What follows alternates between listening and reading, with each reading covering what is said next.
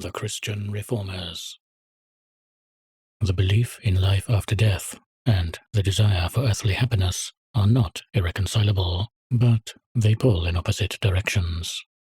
If there is a life beyond the grave, our chief purpose must be to prepare for that life, and the necessary spiritual discipline may lie in pain, sorrow, poverty, and all the other things that the social reformer wants to get rid of.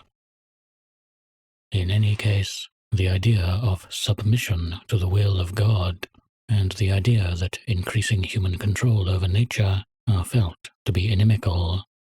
On the whole, therefore, the Christian churches, and especially the Catholic, Orthodox, Anglican, and Lutheran churches, each of them bound up with a well-established social order, have been hostile to the idea of progress and have resisted any political theory tending to weaken the institution of private property. However, one cannot equate Christian belief with conservatives. Even in the Middle Ages, there were already heretical sects which preached revolutionary political doctrines, and after the Reformation, there was a close connection between radicalism and Protestantism. The roots of the English socialist movement lie partly in nonconformity. In our own time, however, there has been a more far-reaching development in the attempt to reconcile orthodox, otherworldly, Christian belief with revolutionary socialism. Catholic socialist parties have appeared all over the continent. The Russian Orthodox Church, or an important part of it, has made its peace with the Soviet government, and corresponding currents of thought have shown themselves in the Church of England. There is more than one reason for this development, but it would not have happened if individual Christians, both priests and laymen, had not become more and more convinced of the inherent wickedness of capitalist society. It would not do, as in the past, to preach that God made rich and poor, and that what mattered was the saving of souls. As Pastor Niemöller put it, the conditions of poverty in a great city were such as to make a Christian life impossible. Perhaps the teachings of Christ pointed the way to pure communism. At any rate, they evidently demanded a radical redistribution of property. During the last 20 years, the most distinguished religious thinkers have not been political reactionaries in the ordinary sense. That is, they have not been defenders of laissez-faire capitalism. There are many gradations of opinion among them, but it is possible to sort out three main tendencies. First, there are those who simply identify Christianity with communism and lay their main emphasis on the political and economic implications of the gospel. Some, of whom the Dean of Canterbury is the best known, consider Soviet Russia to be the nearest existing approach to a truly Christian society. Professor John McMurray, The Clue to History, goes almost as far along this road as the Dean of Canterbury, and holds that the anti-religious bias of the Soviet regime is simply an error which can and should be rectified. Professor McMurray, however, rejects the doctrine of personal immortality, so that he can hardly be considered an orthodox believer. Another Anglican writer who has made utterances more or less in the same sense, though with much more emphasis on the sanctity of the individual, is Sidney Dark. I sit and I think and I wonder, the one-time editor of the Church Times. In spite of some recent efforts in France, there has never been any sign of a real reconciliation between Russian communism and the Catholic Church. Within the Church of England, however, left-wing sympathies seem to be strongest among the Anglo-Catholics who are doctrinally nearest to Rome.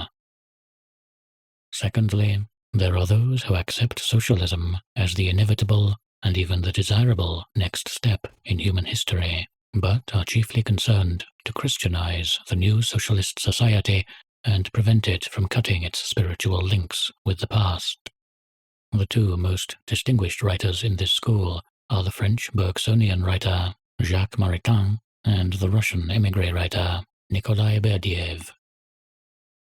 Maritain, whose Christianity and Democracy was published in this country last year, is a very subtle thinker and deeply respected in the Catholic world, and he has done great service to the cause of socialism by managing to reconcile the idea of social progress with strict Catholic orthodoxy.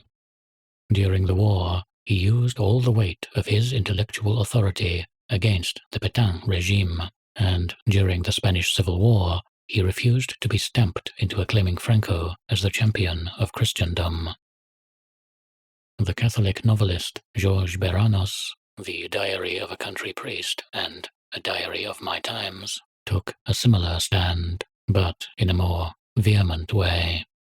As a thinker, however, Bernados should probably be placed in the third of these groups I am considering. The nearest English equivalent to Maritain is the Catholic historian Christopher Dawson. Berdyaev's case is different from that of the others in that he started as a Marxian socialist and only later became a religious believer. He left Russia at the time of the revolution, but, though extremely hostile to Bolshevism, he has written of it with more understanding and respect than most of its opponents, and his remarks on the connection between the primitive faith of the Russian peasant and the violence of the revolution are of great interest. All the writers in this group would admit that if the Church has lost the support of the masses, it is largely by tolerating social injustice. The political expression of this new viewpoint is Christian socialism, which has already reached impressive proportions in France. Finally, and in a way, this is the most interesting group, there are those who admit the injustice of present-day society and are ready for drastic changes, but reject socialism and, by implication, industrialism. As long ago as 1911, Hilaire Belloc wrote his very prescient book, The Servile State, in which he foretold that capitalist society would soon degenerate into something resembling what afterwards came to be called fascism. Belloc's remedy was the splitting up of large property and a return to a peasant proprietorship. Belloc's friend, G.K. Chesterton, made this idea the basis of a political movement which he called distributism. Chesterton, a convert to Catholicism, had the mental background of a 19th century radical, and his desire for a simpler form of society was combined with an almost mystical belief in democracy and the virtues of the common man. His movement never gained a large following, and after his death, a few of his disciples drifted into the British Union of Fascists, while others looked for a remedy in currency reform. Nevertheless, his doctrines reappear, essentially unchanged, in T.S. Eliot's idea of a Christian society. The significance of Chesterton is that he expresses, in a simplified, indeed, a caricatured form, certain tendencies that exist in every Christian reformer. The specifically Christian virtues are likeliest to flourish in small communities, where life is simple and the family is a natural unit. Therefore, the tug of Christian thought, even in those who admit the necessity for planning and centralized ownership, is always away from a highly complex, luxurious society and towards the medieval village.